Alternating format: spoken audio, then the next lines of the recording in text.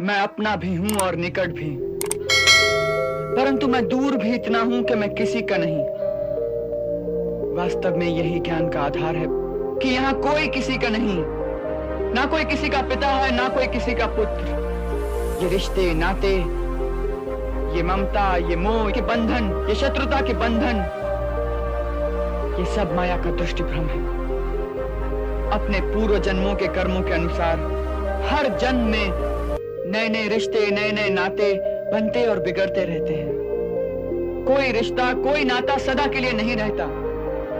सदा केवल रहता है सत्य और भगवान। जब आंखों से माया का पर्दा हट जाएगा तो इस बात का ज्ञान होगा कि अलग अलग पात्रों का अलग अलग रूप धर के भगवान स्वयं ही ये लीला कर रहे हैं। स्वयं ही पिता है, स्वयं ही पुत्र, स्वयं ही मित्र है, स्वयं ही शत्रु। जब इस चरम सत्य की अनुभूति हो जाती है तो प्राणी दुख और सुख की सीमाओं से आगे निकल जाता है। फिर उसे ये मिलना, ये बिछड़ना, ये संजोग, ये वियोग, ये मित्रता, ये शत्रुता, सब कुछ एक खेल सा लगने लगता है। क्षमा मांगने से मित्रता के रिश्ते को लाज लगती है, क्योंकि मित्रता की पहचान यही है कि यदि एक मित्र धोखा भी दे तो भी दूसरा उसे मित्रता की पहचान समझकर उस धोखे को हंस के स्वीकार कर ले। अरे यदि दोनों एक दूसरे के लिए अच्छे अच्छे रहेंगे तो मित्रता की पहचान कब होगी? मित्र बने हो तो मित्र की अच्छाई बुराई सब भूल जाओ, केवल मित्र बने रहो, बस केवल मित्र। जब पुत्र बड़ा हो जाता है तो क्या उसके माता पिता उसे अपने काम करने के लिए अपने से दूर नहीं भेजते?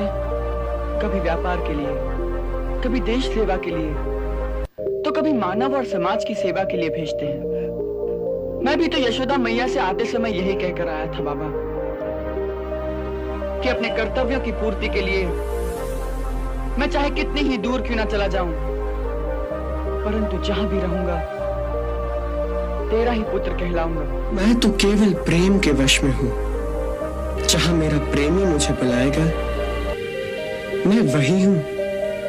वास्तव में मैं तो सब जगह हूँ, केवल दिखता नहीं। जैसे अंधकार में वहीं पड़ी हुई कोई वस्तु दिखाई नहीं देती और दीपक जलते ही वो वस्तु दिखाई देती है, उसी प्रकार यदि मुझे देखना हो तो केवल प्रेम और भक्ति का दीपक जलाओ, मुझे वहीं खड़ा पाओगे।